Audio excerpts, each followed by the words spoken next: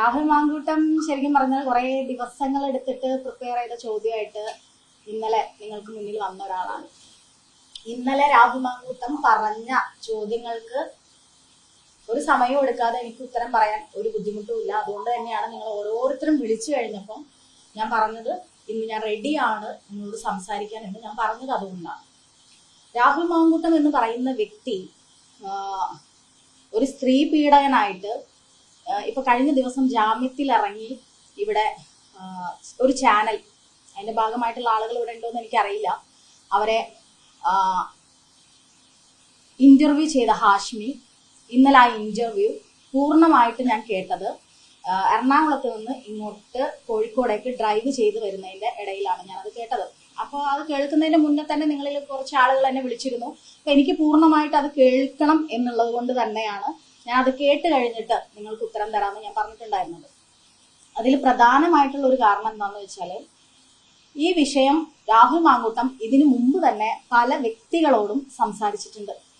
ഇപ്പം ഇന്ന് ചാനൽ ഇന്റർവ്യൂവിൽ പറഞ്ഞു വന്ന കാര്യം തന്നെ രാഹുൽ മാങ്കൂട്ടം അത് പല ആളുകളോടും പേഴ്സണലി സംസാരിച്ചത്. പാലക്കാട് രാഹുൽ മാങ്കൂട്ടം വിശ്വസ്തനെന്ന് കരുതി സംസാരിച്ച പല ആളുകളും എന്നോട് തന്നെ പറഞ്ഞിട്ടും അതിനുള്ള മറുപടി രാഹുൽ മാങ്കൂട്ടത്തിന് പേഴ്സണലായിട്ട് ഞാൻ മെസ്സേജ് അയച്ച് ഞാൻ കൊടുത്തിട്ടുമുണ്ട്.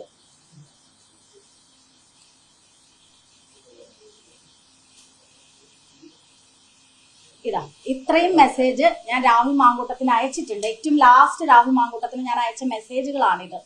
അതിന് രാഹുൽ മാങ്കൂട്ടം എനിക്ക് റിപ്ലൈ ഒന്നും തന്നിട്ടില്ല. എല്ലാ മെസ്സേജും സീനാക്കിയിട്ടുണ്ട് ബ്ലൂടിക്കില്. പിന്നെ അദ്ദേഹം ആരോപിച്ച ഒരുപാട് കാരണങ്ങളാണ്. അതിലൊന്ന് എനിക്ക് ഏറ്റവും വിഷമമുണ്ടാക്കിയ ഒരു കാര്യം എന്താന്ന് വെച്ചാല്, അതിജീവിതമാർ നൽകിയ പരാതികൾക്കെതിരെ നീ മാനനഷ്ടത്തിന് പോകണം എന്ന് ഞാൻ പറഞ്ഞു എന്ന് പറഞ്ഞിട്ടുള്ള ഒരു മെസ്സേജ്. അത് ഒരു വ്യക്തി നമ്മളോട് പറയാണ്, ഞാൻ തെറ്റൊന്നും ചെയ്തിട്ടില്ല, ഇവൻ കോഴിയാണെന്ന് എനിക്ക് പണ്ടേ അറിയാം.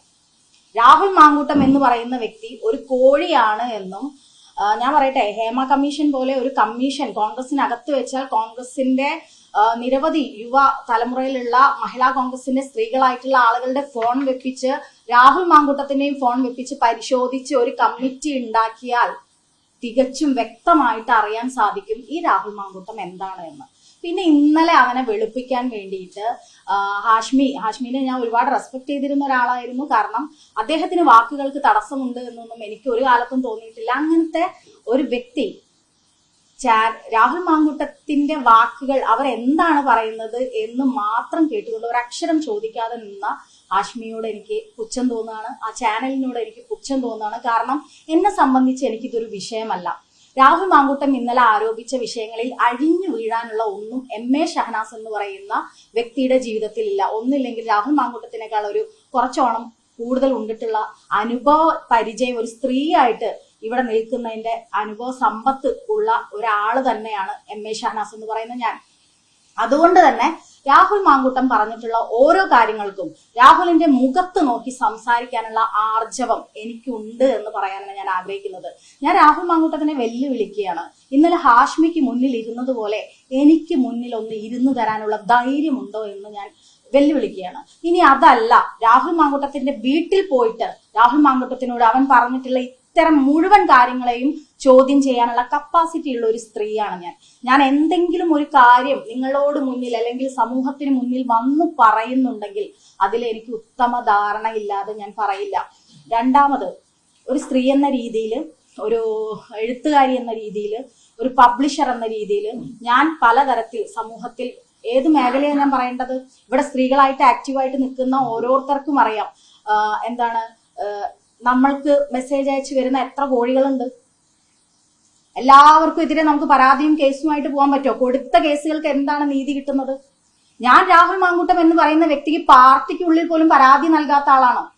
രാഹുൽ മാങ്കൂട്ടം കാശ്മീരിലെ ഡൽഹിയിലേക്ക് ടൂറിന് അവന്റെ കൂടെ കർഷക സമരത്തിന് എന്നെ വിളിച്ചപ്പോ അതിന് ഞാൻ മറുപടി കൊടുത്തിട്ടുണ്ട്. എന്താണ് എനിക്ക് അവന്റെ കൂടെ ഞാൻ ഒരു കാര്യം പറയട്ടെ, രാഹുൽ മാങ്കൂട്ടത്തിന്റെ കൂടെ ഒരു സെൽഫി പോലും എന്റേതില്ല. അവൻ പറയാണ് ഇന്നലെ ഷഹനാസ് എന്റെ സുഹൃത്തായിരുന്നു, ഷഹനാസ് പറഞ്ഞപ്പോൾ ഞാൻ നെട്ടിപ്പോയി എന്ന്. ഒരു സ്ത്രീയെയും എങ്ങനെ മാനിപ്പുലേറ്റ് ചെയ്യണമെന്ന് അറിയുന്ന ഒരു പീഡന വീരനാണ് രാഹുൽ മാങ്കൂട്ടം. ഞാൻ പറയട്ടെ, ഒരു ഒരു ഒരു ഭർത്താവ് വന്നിട്ട് പരസ്യമായിട്ട് പത്രപ്രസ്താവന നടത്തിയില്ലേ, എന്റെയും ഭാര്യയുടെയും പ്രശ്നങ്ങൾ പരിഹരിക്കാൻ എന്ന വ്യാജേന രാഹുൽ മാങ്കൂട്ടം എന്ന് പറയുന്ന MLA വന്നു. എന്നിട്ട് ഞങ്ങൾക്കിടയിലുള്ള പ്രശ്നങ്ങളെ സോൾവ് ചെയ്യാൻ എന്ന രീതിയിൽ വന്നിട്ട് എന്റെ ഭാര്യയുമായിട്ട് റിലേഷൻ ഉണ്ടാക്കിയെന്ന് പറഞ്ഞ ഒരു ഭർത്താവുള്ള നാട് നമ്മുടെ കേരളമാണ്. അതും പറയുന്നത് ഒരു MLA-ക്കെതിരെയാണ്. ആ MLA-ക്കെതിരെ ഇത്തരം കാര്യങ്ങൾ പറഞ്ഞ് അപ്പോ ഒരു ഫാമിലിയിൽ പ്രശ്നം ഉണ്ടാവുകയാണ്. രണ്ട് ഭാര്യയും ഭർത്താവും ഒക്കെ ആവുമ്പോൾ പ്രശ്നങ്ങൾ ഉണ്ടാവും എന്നൊക്കെ എല്ലാവർക്കും അറിയാം. ആ പ്രശ്നത്തിൽ ഇടയിൽ കയറി ചെന്ന് അവരുടെ പ്രശ്നം തീർക്കാനെന്ന വ്യാജേന പോയിട്ട് അവരുടെ ഭാര്യമാരെ മിസ്യൂസ് ചെയ്ത് ലൈംഗികമായി ചൂഷണം ചെയ്ത്, നീ ഒരു വിവാഹം കഴിച്ച ആളാണ്, നിന്നെ എനിക്ക് വീണ്ടും, ഞാൻ വിവാഹം കഴിക്കാത്ത ഒരു യുവ MLA ആണല്ലോ, അപ്പൊ ഞാൻ വീണ്ടും നിന്നെ വിവാഹം കഴിക്കണമെങ്കിൽ എന്റെ വീട്ടുകാരും എന്റെ അമ്മയും ഒക്കെ സമ്മതിക്കണമെന്നുണ്ടെങ്കിൽ നീ പ്രഗ്നന്റ് ആവേണ്ടതുണ്ട് എന്നിലൂടെ എന്ന് പറഞ്ഞിട്ട് പ്രഗ്നന്റ് ആക്കുക. എന്നിട്ട് ഗർഭചിത്രം ചെയ്യുക. അവനൊരു ഫാർമസി ഉണ്ടെന്നാണ് ഞാൻ കേട്ടിട്ടുള്ളത്. ആ ഫാർമസിയുടെ ഭാഗമായിട്ട് മെഡിസിൻ ഒക്കെ കിട്ടാൻ വളരെ എളുപ്പമായിരിക്കും. അത്തരം മെഡിസിൻ ഇതുപോലെയുള്ള ആളുകൾക്ക് എത്തിച്ചു കൊടുത്ത് ഗർഭചിത്രം ചെയ്യുക എന്നൊക്കെ ചെയ്തിട്ടുള്ള ഒരു പീഡകനെയാണ് നിങ്ങൾ ഇന്നലെ മുഴുവൻ കേട്ടത്. അവര് എന്തെങ്കിലും, അവൻ കഴിഞ്ഞ ദിവസം മുഴുവൻ ഇന്നലെ ഒരു വോയിസ്, ഒരു എഡിറ്റിംഗും ഇല്ലാതെ ഒരു വോയിസ് പുറത്തു വന്നു. ഒരു ഇവിടെ ജനങ്ങളാൽ തെരഞ്ഞെടുത്ത ഒരു ജനപ്രതിനിധിയായ രാഹുൽ മാങ്കൂട്ടം എന്ന് പറയുന്ന MLA-യുടെ ഭാഷ നിങ്ങൾ അതിൽ ശ്രദ്ധിച്ചിട്ടുണ്ടോ എന്നറിയില്ല. ആ സ്ത്രീ പറയുന്നുണ്ട്, എന്നെ നീ തെറി വിളിക്കരുത് എന്ന് പറയുന്നുണ്ട്. എത്ര മോശമായിട്ടാണ് ആ MLA ആ സ്ത്രീയെ തെറി വിളിച്ചിട്ടുള്ളത്? അത് ഇന്നലെ ഹാഷ്മി എന്ന് പറയുന്ന ഒരു വ്യക്തി ഡിസ്കസ് ചെയ്തതിലുണ്ടായിരുന്നോ? നിന്നെ കൊല്ലാൻ എനിക്ക് എത്ര സമയം വേണം എന്ന് ഒരു മനുഷ്യൻ അദ്ദേഹത്തിന്റെ അധികാരം ഉപയോഗിച്ച് പറയുമ്പോൾ അതിനെതിരെ പ്രതികരിക്കാൻ ഉത്തരവാദിത്വ ബോധമുള്ള ഒരു സ്ത്രീയാണ് ഞാൻ. അതെന്റെ ഭർത്താവല്ല, എന്റെ ഫ്രണ്ടല്ല, എന്റെ അച്ഛനല്ല, എന്റെ മകനല്ല, ആരായാലും ഞാൻ പ്രതികരിക്കും. അത് എല്ലാ കാലത്തും ഞാൻ പറഞ്ഞു വന്നിട്ടുള്ള സാധനമാണ്. രാഹുൽ മാങ്കൂട്ടം എന്റെ സുഹൃത്താണ് എന്ന് പറയുന്നു. അവന് അറിയാം ഞാൻ എഴുത്തുകാരിയാണ്, സാഹിത്യം എന്റെ പാഷനാണ്. അതുകൊണ്ട് നിരന്തരം ഇങ്ങോട്ട് ആവശ്യപ്പെടുകയായിരുന്നു ലിറ്ററേച്ചർ ഫെസ്റ്റ് നടത്തണമെന്ന്. നിലമ്പൂർ ഇലക്ഷനിൽ ഞാൻ KPCC സംസ്കാര സാഹിതിയുടെ ഭാരവാഹി ആയതുകൊണ്ട് തന്നെ എനിക്ക് അവിടെ പല കുടുംബ സംഗമങ്ങളിലും പോയി പ്രസംഗിക്കേണ്ടി വന്നിട്ടുണ്ട്. അത് എന്റെ ഡ്യൂട്ടി കൂടിയായിരുന്നു. അപ്പൊ അതിന്റെ ഭാഗം ഞാൻ കാർ എടുത്ത്, ഫറൂഖ് ചുങ്കത്താണ് എന്റെ വീട്, കാർ എടുത്തിട്ട് ഞാൻ നിലമ്പൂർ പോയിട്ട് എന്റെ കയ്യിൽ നിന്ന് പൈസ മുടക്കിയിട്ട് ഞാൻ അവിടെ പാർട്ടി ഇലക്ഷൻ ഫണ്ടോ അല്ലെങ്കിൽ ഏതെങ്കിലും കോൺഗ്രസിന്റെ ഫണ്ടോ ഉപയോഗിച്ചിട്ടല്ല. ഞാൻ കോൺഗ്രസ് എന്ന് പറയുന്ന പ്രസ്ഥാനത്തിൽ നിൽക്കുന്നത് ആ പ്രസ്ഥാനം മുന്നോട്ട് വരണം എന്നുള്ളത് കൊണ്ടാണ്.